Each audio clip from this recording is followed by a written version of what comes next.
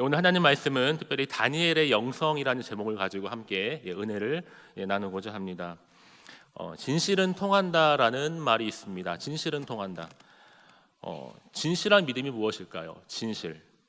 형통할 때나 그렇지 못할 때 불통할 때나 상관없이 언제나 한결같이 변함없이 아름다운 능력이 있고 또한 놀라운 기적을 바로 드러내는 것이 진실한 믿음이다라고 말씀드릴 수가 있습니다.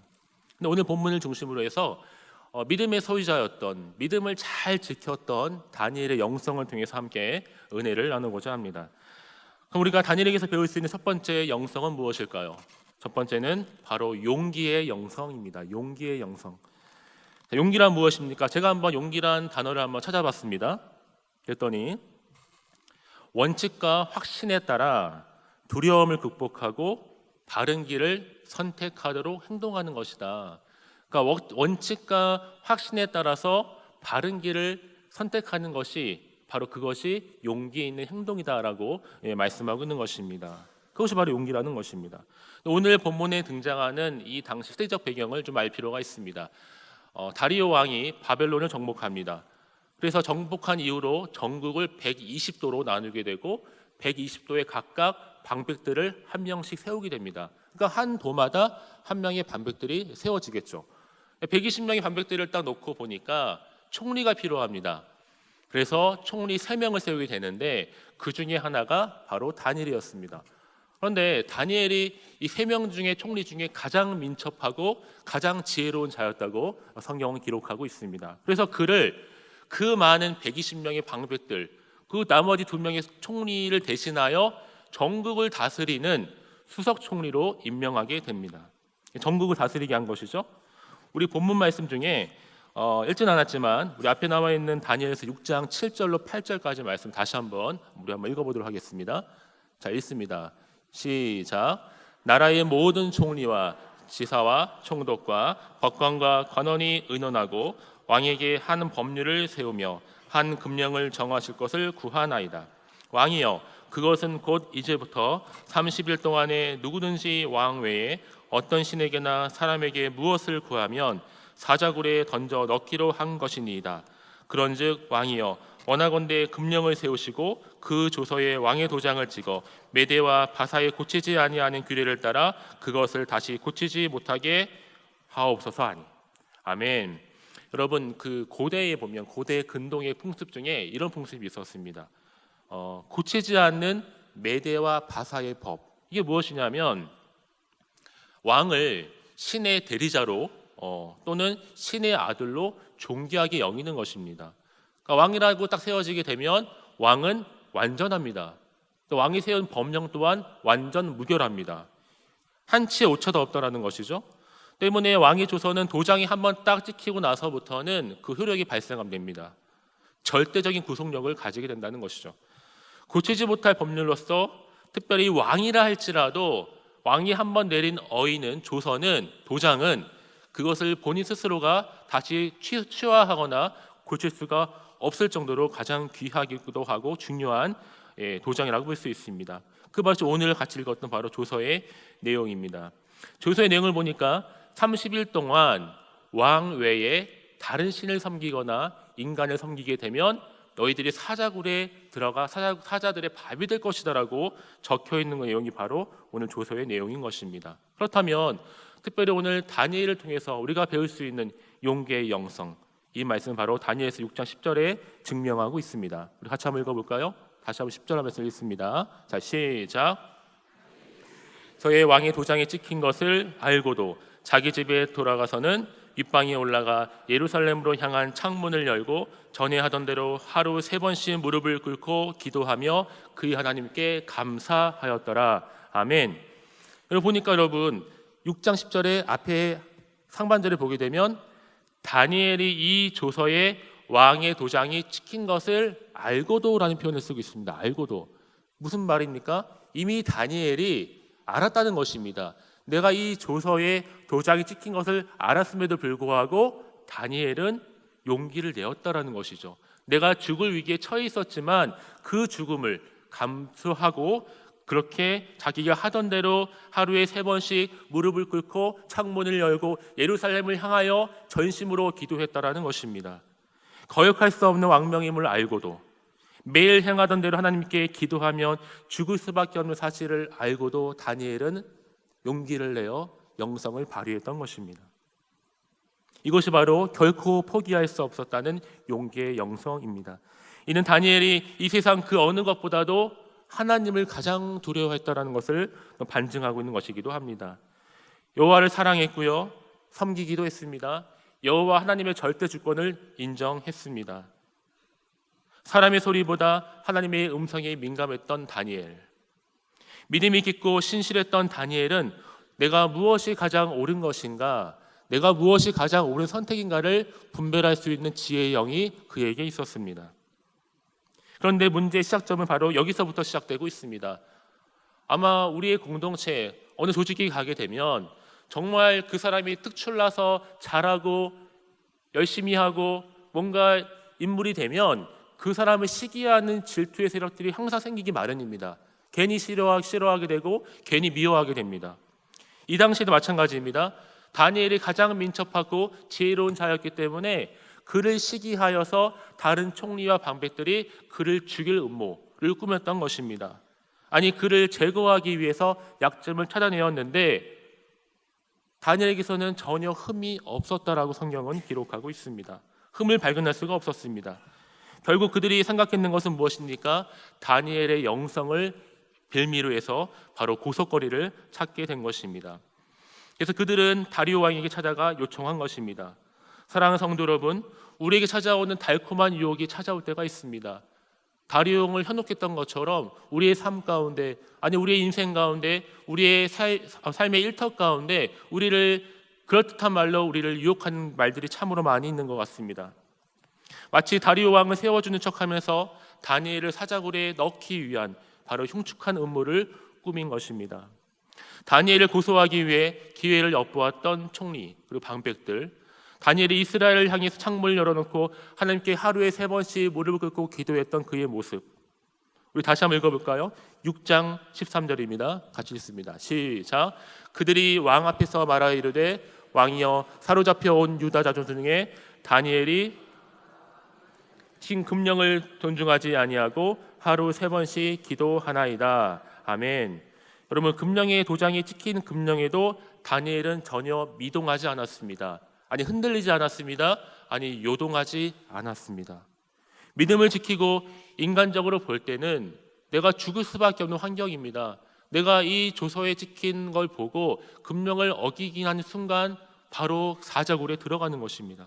그러나 바로 이 다니엘의 믿음의 소유자였던 그는 이 어려움 앞에서 믿음이 흔들리지 아니하고 환경을 바라보지 않았습니다. 사람을 바라보지 않았습니다. 소신껏 그 사역의 장 가운데 기도하는 자리 가운데 나아갔습니다. 사랑하는 성도 여러분, 저와 여러분이 이런 기도의 자리 가운데 용기를 내어 나아가시기를 주님의 이름으로 축복합니다. 우리들의 모습은 어떻습니까? 아직까지 일어나지 않은 일에 대해서 때로는 두려워하고 노심초사하고 있지는 않으십니까? 내 앞에 처해진, 때로는 우리 앞에 모함이나 그 어떤 위협 앞에서 또 우리가 적당히 타협하며 살고 있지는 않으십니까? 내가 이 적당한 이 순간만 넘어가면 되겠지, 아무도 보는 사람이 없는데, 이런 마음을 혹시 지내고 있지는 않으십니까? 그런 하나님께서는 우리의 마음의 중심을 보고 계십니다. 우리 모두 그 어떠한 어려운 상황 가운데 내가 용기를 내야 할 때에 다니엘처럼 믿음을 지키시고 용기를 내시기를 또한 축복합니다. 하나님께서 우리를 가운데 언제 어디서나 함께 하시고 반드시 지켜주실 것입니다. 사자들의 입을 봉하게 하실 것입니다. 믿으시기 바랍니다. 우리 하나님께서 기뻐하시고 또한 때마다 일마다 도우신 하나님의 손길을 기억하시고 용기의 영성을 소유하시는 저와 여러분 되시기를 주님의 이름으로 축복합니다. 더 나아가서 우리 한 걸음 기도의 영성이라는 것입니다. 우리가 하나님께 나아갈 때에 바로 다니엘의 영성은 기도의 영성을 주셨다는 것입니다. 다니엘서 6장 10절 말씀을 다시 한번 읽어보도록 하겠습니다. 같이 읽습니다. 시작. 예루살렘으로 향한 창문을 열고 전에 하던 대로 하루 3번씩 무릎을 꿇고 기도하며 그의 하나님께 감사하였더라. 아멘. 여러분, 예루살렘을 향하여 어떻게 했습니까? 창문을 열고 하나님께 무릎을 꿇고 하루에 3번씩 기도했다. 그냥 시켜서 한 것도 아닙니다. 즉흥적으로 한 것도 아니었습니다. 저와 여러분이 예배에 나오는 것, 여러분이 중보기도실에 올라가 기도하는 것, 그냥 기도하는 거 아니지 않습니까? 내가 습관대로, 내가 하던 대로 기도했다라는 것입니다. 다니엘도 마찬가지입니다. 내가 늘 하던 대로 주님 은혜의 보좌 앞에 나아가 기도했다라는 것입니다. 오직 평소처럼 자기의 할 일을 했을 뿐이고 모든 것을 하나님께 의뢰했던 다니엘. 그의 삶 가운데 조금의 흐트러짐 없이 그의 신앙의 지조를 지킨 것입니다. 성도의 본분이 무엇입니까? 내가 편의에 따라서 기도하는 것이 아닙니다. 내가 절망의 순간에 기도하는 것 물론 중요합니다. 그러나 내가 수시로 무시로 기도해야 한다는 것입니다. 하나님 앞에 원칙을 두고 내가 이 기도하는 자리 가운데, 기도하는 이 순간 가운데 내가 타협하지 않겠다라는 단호한 결심이 저와 여러분 가운데 있어야 될 줄로 믿습니다. 우리가 그럴 때 다니엘처럼 우리가 적당히 타협하고 기도하는 것이 아니라 바로 기도의 영성 가운데 기도할 수 있을 줄로 믿습니다. 바로 오늘 도장에 찍힌 공포된 법령, 그 누구도 바꿀 수가 없었습니다. 그러나 다니엘은 전혀 겁내지 아니하고 자기 집에 돌아가 그 방에 예루살렘을 향하여 창문을 열고 하루에 3번씩 무릎을 꿇고 기도했습니다. 이런 모습은요, 내 삶 가운데 하나님이 절대적인 분이시라는 것을 인정하는 것입니다. 그리고 내가 결코 기도하는 일에 포기하지 않고 기도하는 일에 게을리하지 않겠다라는 단호한 결심이 그의 마음 가운데 있었다라는 것입니다. 여러분 성령 충만하시기를 바랍니다. 기도하시기를 바랍니다. 다니엘처럼 기도할 때 하나님께서 역사하십니다. 특별히 오늘 기도의 영성을 통해서 우리가 알 수 있는 것 몇 가지를 말씀을 드리고자 합니다. 거룩한 곳을 향해 기도하는 자세가 필요합니다. 다니엘은 예루살렘을 향하여 기도했습니다. 저와 여러분 교회를 향하여 아니면 선교지를 향하여 기도해야 될 줄로 믿습니다. 거룩하신 하나님을 사모하는 마음으로 그 열정으로 기도해야 합니다. 또한 우리가 규칙적인 신앙생활을 해야 합니다. 다니엘은 하루에 항상 정해진 그 시간에 기도했습니다. 저와 여러분이 항상 예배를 드리는 이 시간에 예배 드리는 것처럼 내가 정해진 시간을 두고 기도하는 그 자리 가운데 기쁨으로 나아가시기를 바랍니다. 더 나아가서 기도할 때 감사하는 기도 생활을 하시기를 바랍니다. 여러분 다니엘이 지금 어떤 상황입니까? 내가 기도할 수 없는 상황이었습니다. 내가 당장이라도 사자굴에 들어가 사자굴에 사자의 밥이 될 상황이었음에도 불구하고 그는 기도하는 자리 가운데 나아갔다는 것입니다. 하나님께서 사자의 입에서 다니엘을 구하기 위해 천사를 보내십니다. 이런 하나님의 도움의 손길은 그 누구도 예상하지 못했습니다. 그러나 여기에 중요한 전제 조건이 있습니다. 사랑하는 성도 여러분, 내가 잘나서가 아니라, 내가 돈이 많아서가 아니라, 내가 능력이 있어서가 아니라, 내가 지식이 있어서가 아니라, 내가 직분이 있어서가 아니라 내가 겸허하게 주님 앞에 나아가는 모습, 내가 주님이 아니면 내가 주님의 도우심을 구할 수 없다라는 마음이 있었을 때 하나님의 능력이 나타나는 것입니다. 하나님은 먼저 성도의 믿음을 보시기를 원하십니다. 요한복음 14장 1절에 보면 너희는 마음에 근심하지도 말라 하나님을 믿으니 또 나를 믿으라. 그렇습니다. 우리의 마음에 근심이 있으십니까? 여러분이 기도하시기를 바랍니다. 염려하지 마시기 바랍니다. 기도하는 자리 가운데 그 안에 능력이 있고 그 안에 평안이 있는 것입니다. 성도는 환난 중에 세상을 의지하지 아니하고 하나님을 끝까지 기도하며 의지할 때에 천사를 보내어 도와주신 그 하나님의 손길을 우리도 동일하게 경험할 줄로 믿습니다. 다니엘서 우리 6장 22절 말씀 같이 한번 읽어볼까요? 예, 같이 한번 읽어보겠습니다. 자, 시작. 나의 하나님이 이미 그의 천사를 보내어 사자들의 입을 봉하셨으므로 사자들이 나를 상해하지 못하셨사오니 무죄함이 그 앞에 명백함이 오며 또 왕이여 나는 왕에게도 해를 끼치지 아니하였나이다 하더라. 아멘. 여러분 그렇습니다.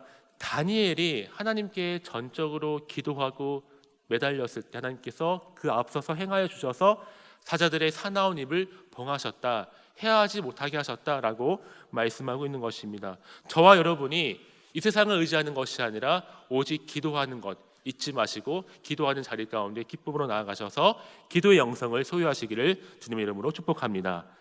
우리 마지막 다니엘의 영성은 무엇입니까? 바로 감사의 영성이었다는 것입니다. 감사의 영성. 자, 우리 본문 다니엘서 6장 10절 말씀, 우리 하반절 말씀을 같이 한번 읽어볼까요? 같이 읽습니다. 자, 시작. 예루살렘으로 향한 창문을 열고 전에 하던 대로 하루 3번씩 무릎을 꿇고 기도하며 그의 하나님께 감사하였더라. 여러분, 처음에 용기의 영성입니다. 용기를 가지고 우리 영성을 발휘해야 되는데 더 나아가서 기도해야 합니다. 근데 가장 중요한 것이 또 무엇입니까? 감사가 뒷받침되어야 한다는 것입니다. 감사의 영성입니다. 여러분, 다니엘이 감사한 것은요, 그가 사자의 입에서 이미 내가 구원을 받을 것이다 라고 생각해서 감사한 것이 아니었습니다. 먼저 감사했다라는 것입니다. 다니엘이 감사한 것은 결과를 보고 감사한 것이 아닙니다. 누가 알아주고 인정해줘서 감사한 것이 아니라는 것입니다. 무엇보다 감당하기 힘든 이 시련, 이 고난, 이 죽음 앞에서 그는 겸허하게 감사하며 나아갔다는 것입니다. 우리 데살로니가전서 5장 16절로 17절 18절 말씀을 같이 한번 우리 읽어볼까요? 자, 읽습니다. 시작.